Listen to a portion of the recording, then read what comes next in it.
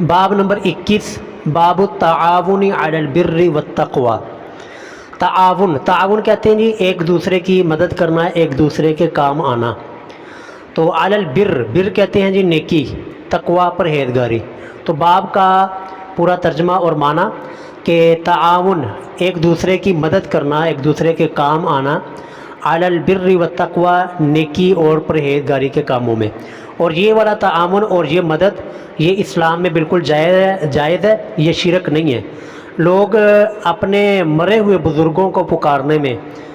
اس آیت کو پیش کر رہے ہوتے ہیں، جی آپ اپنی امی سے روٹی نہیں مانگتے، آپ فلاں بزرگ اور فلاں اپنے والد صاحب سے یہ پیسے نہیں مانگتے، تو یہ شرک نہیں ہے۔ نہیں جی سر، یہ شرک نہیں ہے۔ اس کی وہ شرک کیوں نہیں ہے؟ کیونکہ اللہ تعالیٰ نے خود فرمایا ہے، یہ آگے آیت بھی آ رہی ہے کہ آپ نیکی اور پرہیزگاری کے کاموں میں ایک دوسرے کی مدد کیا کرو، ایک دوسرے کے کام آیا کرو۔ مسئلہ وہاں پر آتا ہے جب انسان کوئی دنیا سے چلا جائے اور دنیا سے اس کا رخصت ہو جائے، تو پھر ہم اس کو مدد کے لیے نہیں پکار سکتے، مدد کے لیے نہیں بلا سکتے، کیونکہ ایاک نعبد و ایاک نستعین، ہم نماز میں کہتے ہیں کہ یا اللہ صرف تیری ہی عبادت کرتے ہیں اور تجھ سے ہی یا اللہ ہم مدد کا سوال کرتے ہیں۔ تو یہاں پر جو تعاون اور مدد کی بات ہو رہی ہے وہ زندوں سے ہو رہی ہے اور نیکی اور پرہیزگاری کے کاموں کے متعلق ہو رہی ہے۔ تو دیکھیے جی پہلی آیت اللہ تعالیٰ فرماتے ہیں، قال اللہ تعالی وتعاونوا علی البر والتقوی، وہی لفظ ہے وتعاونوا، ایک دوسرے کی مدد کرو، ایک دوسرے کے کام آیا کرو،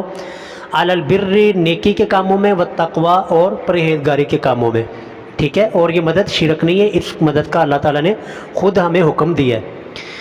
اسی طرح دوسری آیت بلکہ پوری صورت اس باب کے متعلق مصنف رحمہ اللہ لے کر آئے کہ والعصر، قسم ہے زمانے کی، ان الانسان، بے شک تمام کے تمام انسان، لفی خسر، وہ البتہ خسارے اور گھاٹے میں ہیں۔ تو یہاں پر اللہ تعالیٰ نے زمانے کی قسم اٹھائی ہے، تو یہ زمانہ کون سا زمانہ ہے؟ اس زمانے سے جی پورا کا پورا انسانی ہسٹری کا زمانہ مراد ہے۔ یعنی دیکھیں کہ قوم نوح، حضرت نوح علیہ السلام کی قوم کو لے لیں، قوم عاد، قوم سمود، قوم لوط، اور جتنی بڑی بڑی قومیں اللہ تعالیٰ نے ان کو جرم کی وجہ سے، گناہ کی وجہ سے ان کو اللہ نے تباہ و برباد کیا۔ یہ سارے کے سارے زمانے مراد ہے کہ اللہ فرماتے ہیں ان زمانوں کی قسم کہ ان تمام زمانوں میں زمانہ گواہ ہے کہ ان الانسان لفی خسر، کہ تمام کے تمام انسان خسارے اور گھاٹے کے اندر ہی رہے ہیں۔ اب خسارے اور نقصان، گھاٹے سے کون سے انسان اور کون سے افراد بچے ہیں؟ وہ 4 افراد اور 4 کیٹیگریاں ہیں جو کہ خسارے اور نقصان سے بچے ہیں۔ پہلے جی الا الذین آمنوا، سوائے ان لوگوں کے کہ جو ایمان لائے، اور دوسرے نمبر پر وعملوا الصالحات، اور ایمان لانے کے بعد انہوں نے نیک اعمال کیے، اور تیسرے نمبر پر ان کے اندر خوبی، کوالٹی کیا تھی کہ وتواصوا بالحق، کہ وہ حق بات کی تلقین کرتے رہے، ایک دوسرے کو حق بات کی تبلیغ کرتے رہے۔ اور چوتھے نمبر پر ان کے اندر کوالٹی اور خوبی جو تھی جس کی وجہ سے وہ خسارے اور نقصان کے سے بچے رہے، وتواصوا بالصبر، کہ اس حق بات کے اوپر، حق بات کی تلقین کرنے کے اوپر جو تکلیفیں، مصائب اور پریشانیاں آئیں ان کو انہوں نے صبر کے ساتھ جیلا، صبر کے ساتھ ان کو برداشت کیا۔ تو ان 4 لوگوں کے علاوہ زمانہ گواہ ہے تمام کے تمام انسان خسارے اور نقصان اور گھاٹے کے اندر ہی رہی ہیں۔ جیسا کہ حضرت نوح علیہ السلام کی آپ قوم کو دیکھ لیں کہ جنہوں نے ایمان کو قبول کیا، اعمال صالحہ کو اپنایا اور حق بات کی تلقین کرتے رہے اور صبر کرتے رہے، وہی حضرت نوح علیہ السلام کی کشتی کے اندر سوار ہوئے اور اس عذاب اور غرق ہونے سے بچ گئے۔ باقی جو پوری کی پوری قوم تھی، وہ حضرت نوح علیہ السلام کا بیٹا اپنا بھی وہ اسی پانی کے اندر غرق ہو گیا، تو جس کو اللہ تعالیٰ نے فرمایا والعصر، قسم ہے زمانے کی، زمانہ گواہ ہے کہ تمام انسان خسارے میں ہی رہے۔ اور یہ آئندہ بھی ہمارے زمانے میں بھی اسی طرح ہو رہا ہے کہ ہمارے زمانے کے اندر بھی تمام کے تمام انسان خسارے اور گھاٹے کے اندر چل رہے ہیں، سوائے ان 4 کیٹیگری، سوائے ان 4 خوبیوں کے مالک جو انسان ہیں، صرف وہی نقصان اور گھاٹے سے بچے ہوئے ہیں۔ تو اس صورت کے بارے میں امام شافعی رحمہ اللہ فرمایا کرتے تھے کہ اگر اللہ تعالیٰ پورے قرآن کریم کی بجائے صرف یہ ایک ہی صورت اللہ تعالیٰ نازل فرما دیتے تو انسانیت کی ہدایت کے لیے کافی تھی۔ یعنی اتنی عظیم الشان یہ صورت ہے۔ تو اس کے اندر بھی تعاون علی البر والتقوی، نیکی اور پرہیزگاری کے کاموں میں ایک دوسرے کی مدد کا کہا گیا ہے کہ وتواصوا بالحق، یہاں پر یہ موجود ہے کہ آپ نے ایک دوسرے کو حق بات کی تلقین اور تبلیغ کرتے رہنا ہے، ان کو بھی بلاتے رہنا ہے، اور اس سے بڑی مدد انسانیت کی خیر خواہی اس سے بڑی ہے ہی نہیں ہے کہ اس کو جہنم سے بچا کر جنت کا مستحق بنا دیا جائے۔ تو آگے جی قال الامام الشافعی، وہ امام شافعی رحمہ اللہ کا قول ہے کہ امام شافعی رحمہ اللہ نے فرمایا کلام اپنے کلام میں کہ معناہ، اس کا معنی، کس کا معنی جی؟ اس صورت کا معنی جو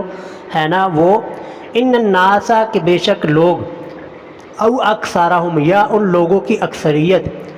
فی غفلت، وہ غفلت میں ہے، عن تدبر ہذہ السورہ، اس صورت کے تدبر کرنے میں، غور و فکر کرنے میں، کہ انسانیت کی اکثریت جو ہے وہ اس صورت کے غور و فکر کرنے سے وہ غافل ہے، وہ اس صورت میں غور و فکر نہیں کرتے۔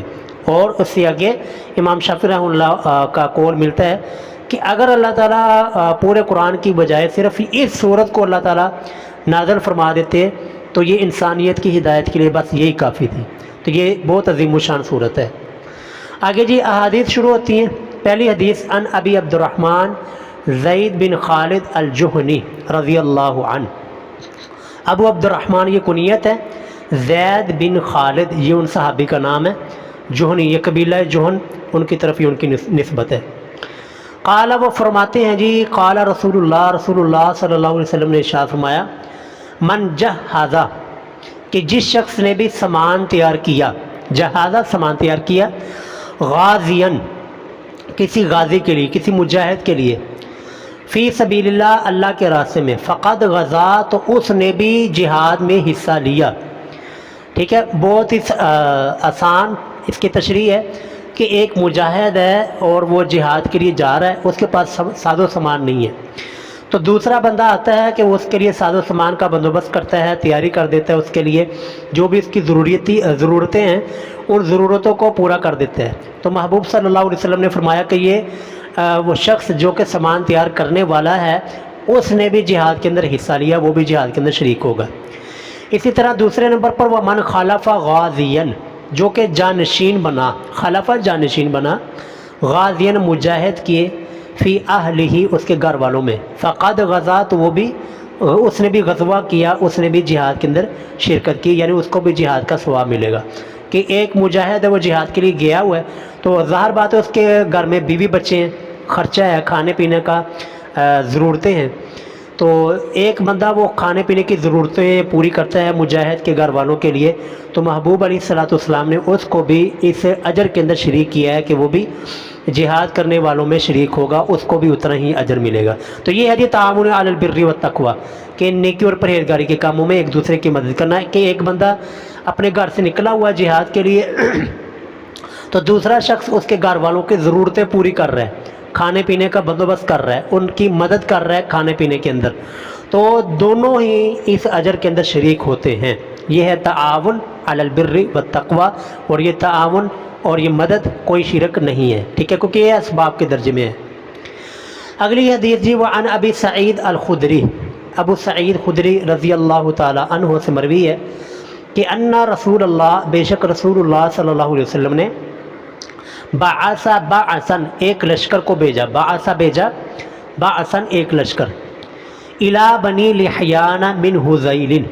الی بنی لحیان بنو لحیان کی طرف، جو کہ شاخ ہے من حذیل قبیلہ حذیل کی۔ قبیلہ حذیل یہ ایک بہت بڑا قبیلہ تھا عرب میں، اور اس کی مختلف شاخیں تھیں، اسی طرح ایک شاخ تھی اس کی بنی لحیان، تو اس بنی لحیان کی طرف رسول اللہ نے ایک لشکر بھیجا۔ فقال، تو اس لشکر کے بارے میں رسول اللہ نے فرمایا کہ لیم باعث، کہ لازمی جانا چاہیے من کل رجلین، ہر دو آدمیوں میں سے، احدہما ان دونوں میں سے ایک ہو۔ یعنی مطلب یہ ہے کہ اگر کسی گھر میں دو افراد ہیں، دو بھائی ہیں یا باپ اور بیٹا ہیں، تو ان باپ اور بیٹا میں یا دونوں بھائیوں میں سے کسی ایک آدمی کو لازمی اس جہاد میں، اس لشکر میں شرکت کرنی چاہیے۔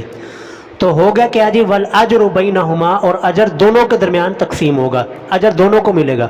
دونوں کو اجر کیوں ملے گا جی؟ ایک جہاد کے لیے جا رہا ہے اور ایک گھر میں ہے، تو اجر دونوں کو کیوں ملے گا؟ دونوں کو اجر اس وجہ سے ملے گا کہ ایک شخص تو جہاد کے لیے گیا اور باقی جو پیچھے رہنے والا وہ اپنے گھر والوں کے لیے ساز و سامان کا بندوبست کرے گا، گھر کی ضرورتوں کو پورا کرے گا، گھر کا راشن وغیرہ پورا کرے گا، تو اس لحاظ سے اجر دونوں کو ملے گا، تو گویا کہ وہ بھی جہاد میں شریک ہے۔ تو یہ ہے جی تعاون علی البر والتقوی، نیکی اور پرہیزگاری کے کاموں میں ایک دوسرے کی مدد کرنا، لیکن اجر دونوں کے درمیان برابر کا ہوگا۔ تو اگلی حدیث وعن ابن عباس رضی اللہ عنہما، عبداللہ بن عباس رضی اللہ عنہما سے مروی ہے کہ ان رسول اللہ، کہ بے شک رسول اللہ صلی اللہ علیہ وسلم لاقیہ رکبن، لاقیہ ملے، رکبن ایک قافلے کو، بالروحہ مقام روحہ، روحہ یہ ایک جگہ کا نام ہے، تو روحہ مقام میں رسول اللہ صلی اللہ علیہ وسلم ایک قافلے والوں کو ملے۔ فقالا، تو رسول اللہ نے پوچھا من القوم، تم کون لوگ ہو؟ قالو، تو وہ لوگ کہنے لگے جی المسلمون، کہ ہم مسلمان ہیں، یعنی مسلمانوں کا یہ قافلہ ہے۔ فقالو، تو ان قافلے والوں نے پوچھا من انت، آپ کون ہیں؟ دیکھیے جی محبوب صلی اللہ علیہ وسلم اتنی سادگی سے رہا کرتے تھے کہ ان قافلے والوں کو یہ پہچاننا مشکل ہو گیا کہ یہ شخص کون ہے، حالانکہ اس نبی کا انہوں نے کلمہ پڑھا ہوا ہے، اس نبی کے ہاتھ کے اوپر بیعت کی ہوئی ہے اور کلمہ پڑھ کے وہ مسلمان ہوئے ہیں، لیکن نبی کا نہیں پتہ۔ تو وہ رسول اللہ سے پوچھ رہے ہیں جی من انتا، کہ آپ کون ہیں؟ قالا، تو رسول اللہ صلی اللہ علیہ وسلم نے جواب میں فرمایا رسول اللہ، میں اللہ کا رسول ہوں، یعنی جس نبی کا تم نے کلمہ پڑھا ہوا ہے نا، میں وہی رسول ہوں۔ تو کیا بات ہے جی، ان کو نبی کی زیارت ہو گئی۔ تو فرفعت الیہ امرأۃ، فرفعت، جب ان کو پتہ چلا کہ یہ اللہ کے نبی ہیں، تو وہیں پر ایک عورت تھی، فرفعت، اس عورت نے بلند کیا، الیہ رسول اللہ صلی اللہ علیہ وسلم کی طرف، امرأۃ ایک عورت نے، کس کو بلند کیا جی؟ صبیًا، ایک بچے کو، کہ اس کے پاس بچہ اٹھایا ہوا تھا، اس نے اپنا بچہ رسول اللہ کی طرف بلند کیا، اور فقالت، اور پوچھا کہ الہذا حج، کیا یا رسول اللہ اس بچے کے اوپر بھی حج فرض ہے؟ کیا یہ بچہ بھی حج کرے گا؟ کہ اس سے پتہ چلتا ہے کہ وہ قافلے والے حج کے لیے جا رہے تھے، اسی وجہ سے تو اس عورت نے سوال کیا نا کہ یا رسول اللہ میرے پاس یہ بچہ ہے، اور کیا میں اس بچے کو بھی حج کراؤں، یہ بچہ بھی حج کرے گا؟ قالا، تو رسول اللہ صلی اللہ علیہ وسلم نے ارشاد فرمایا نعم، ہاں اس بچے کو بھی حج کرواؤ، اور والا کی اجرن، اور اس بچے کا حج کرنے کا جو اجر ہوگا وہ آپ کے لیے ہوگا، آپ کو ملے گا، ٹھیک ہے۔ تو اسی طرح جی بچپن میں اگر کسی بچے نے والدین کی معیت میں حج کیا ہے، والدین کے ساتھ حج کیا ہے، تو یقیناً اس کے حج کرنے کا ثواب وہ والدین کو ملا ہے۔ تو جب وہ بچہ بالغ ہوگا، بڑا ہوگا، تو دوبارہ اگر اللہ تعالیٰ نے اس کو استطاعت دی، قوت اور طاقت، اس کے پاس مال و دولت آ گیا، صاحب استطاعت ہوا، تو اس کو اپنے دوبارہ سے حج کرنا ہوگا۔ ایسا نہیں ہے کہ جی بچپن میں ماں باپ نے کروا دیا بس بہت ہے، ایسا نہیں ہوگا، بلکہ دوبارہ سے اس کو حج کرنا لازم اور ضروری ہوگا۔ جو بچپن میں اس نے حج کیا وہ والدین کے لیے ہوگا، اس والدین کو اس کا اجر ملے گا۔ تو یہ ہے جی تعاون علی البر والتقوی، کہ حج کے کام میں والدہ وہ اس بچے کی مدد کر رہی ہیں، تو بچہ جو ہے آٹومیٹکلی اس والدہ کی مدد کر رہا ہے کہ اجر کما کر، ثواب کما کر وہ والدین کے کھاتے میں ڈال رہا ہے۔ تو یہ ہے جی نیکی اور پرہیزگاری کے کاموں میں ایک دوسرے کی مدد کرنا۔ تو اس باب کی جی آخری حدیث عن ابی موسیٰ الاشعری، ابو موسیٰ اشعری رضی اللہ تعالیٰ عنہ سے مروی ہے، عن النبی صلی اللہ علیہ وسلم، نبی صلی اللہ علیہ وسلم سے روایت بیان کرتے ہیں، انہو قالا، کہ بے شک نبی صلی اللہ علیہ وسلم نے ارشاد فرمایا الخازن المسلم الامین، الخازن خزانچی، خزانچی یعنی کہ جو ہمارے ہاں جن کے پاس خزانہ یا پیسہ جمع ہوتا ہے، یا جو ہماری مسجدوں کے اندر جو ناظم مالیات ہوتے ہیں، یہ ان کے فضیلت میں یہ حدیث ہے۔ یا اسی طرح جہاد کے موقع کے اوپر کوئی شخص ہوتا تھا جس کے پاس پورے قافلے والوں کا، پورے لشکر والوں کا وہ مال و دولت کا حساب ہوتا تھا، ٹھیک ہے، تو اس کے بارے میں رسول اللہ نے فرمایا الخازن المسلم، کہ مسلمان خزانچی، الامین جو کہ امانت دار بھی ہو، یعنی خیانت کرنے والا نہ ہو اور اس میں ڈنڈی مارنے والا نہ ہو، بلکہ امانت دار ہو، مسلمان ہو، خزانچی ہو، الذی، وہ خزانچی کہ ینفذ، وہ نافذ کرتا ہو، ما امیرا بھی جس چیز کا اس کو حکم دیا جاتا ہو، یعنی کہ اس کو کہا جاتا ہے یہ پیسے یہ اتنے پیسے ہیں اور یہ آپ نے اس کو پیسوں کو فلاں جگہ کے اوپر لگانا ہے، یا آپ نے ان پیسوں کو فلاں شخص کو فلاں بندے کو دینا ہے، تو وہ اس حکم کو ایمانداری کے ساتھ نافذ کرتا ہے. ٹھیک ہے، آگے دیکھیں. فَيُعْطِيهِ اور وہ دیتا ہے کاملا مکمل طور پر، موفراً پورا، یعنی جس شخص کے بارے میں اس کو حکم دیا گیا ہے. آگے طیبتاً بہ نفسہ اپنی دلی خوشی کے ساتھ، طیبتاً میں نے خوشی، نفسہ میں نے دلی خوشی، دل کے ساتھ، اپنی دلی خوشی کے ساتھ، یعنی کہ یہ نہیں ہے کہ مال تو اس کے پاس ہے لیکن دیتے ہوئے بڑا اس کو ڈر لگتا ہے، اور پورا وہ جس کے بارے میں حکم دیا گیا ہے اس کو وہ ادا کر دیتا ہے. تو فَيَدْفَعُهُ تو سپرد کر دیتا ہے الی الذی اس شخص کی طرف، امیرا جس کا اس کو حکم دیا گیا ہے یا جس کام کا اس کو حکم دیا گیا ہے. تو اس کی فضیلت کے بارے میں رسول اللہ نے فرمایا احد المتصدقین، یہ شخص 2 صدقہ کرنے والوں میں سے ایک شمار ہوگا. اب 2 صدقہ کرنے والوں میں سے ایک شمار کا کیا مطلب ہے؟ مطلب یہ ہے کہ جیسے کہ خزانچی جو ہے، مثلا ہم لگا لیتے ہیں کہ مسٹر اے نے 1000 روپیہ دیا خزانچی کو اور کہا کہ جی آپ نے یہ 1000 روپے میں سے 500 روپیہ یہ مسجد کو دینا ہے اور اس میں سے 500 روپیہ آپ نے مسٹر بی کو دینا ہے. ٹھیک ہے، اب خزانچی کے ذمے مسٹر اے نے 2 کام اور 2 ذمہ داریاں لگائی ہیں کہ 1000 میں سے 500 آپ نے مسجد کو، 1000 میں سے 500 آپ نے دینا ہے مسٹر بی کو. اب وہ مکمل ایمانداری کے ساتھ، دلی خوشی کے ساتھ، دیانتداری کے ساتھ وہ 500 مسجد کو دیتا ہے اور وہ 500 اس 1000 میں سے مسٹر بی کو دیتا ہے جس کے بارے میں مسٹر اے نے حکم دیا تھا. تو اب چونکہ یہ اس نے مکمل دیانتداری کے ساتھ جہاں اس کو حکم دیا گیا تھا دینے کا اس نے دے دیا، تو اب یہ بھی صدقہ کرنے والوں میں 2 صدقہ کرنے والوں میں سے ایک ہوگا کہ ایک تو صدقہ کرنے والا مسٹر اے ہے جس نے 1000 روپیہ دیا ہے، تو دوسرا صدقہ کرنے والا یہ شخص خزانچی ہوگا کہ جس نے 500 روپیہ مسجد میں جا کر دیا ہے اور 500 روپیہ دوسرے شخص کو جا کر دیا ہے. تو اس طرح جی 2 صدقہ کرنے والے ہو گئے، ایک تو جس کے پیسے تھے اور ایک یہ خزانچی ہے جس نے آگے ایمانداری اور دیانتداری کے ساتھ آگے ان کے جس کے بارے میں حکم دیا گیا تھا ان کو جا کر دیا ہے. تو اس طرح جی دیکھیں یہ دیانتداری اسلام میں کتنی زیادہ اہمیت کی حامل ہے کہ صرف اس نے آگے جا کر پیسے دیے ہیں تو لیکن اجر اس کو بھی اتنا ہی ملا ہے جتنا کہ پیسے دینے والے کو ملا ہے. تو یہی ہوتا ہے جی تعاون علی البر والتقوی، نیکی اور پرہیزگاری کے کاموں میں ایک دوسرے کی مدد کرنا. تو اللہ رب العالمین جی ان تمام جو ہم نے پڑھا ہے تمام روایات اور آیات اس کے اوپر ہمیں عمل کرنے کی توفیق عطا فرمائے. وآخر دعوانا الحمد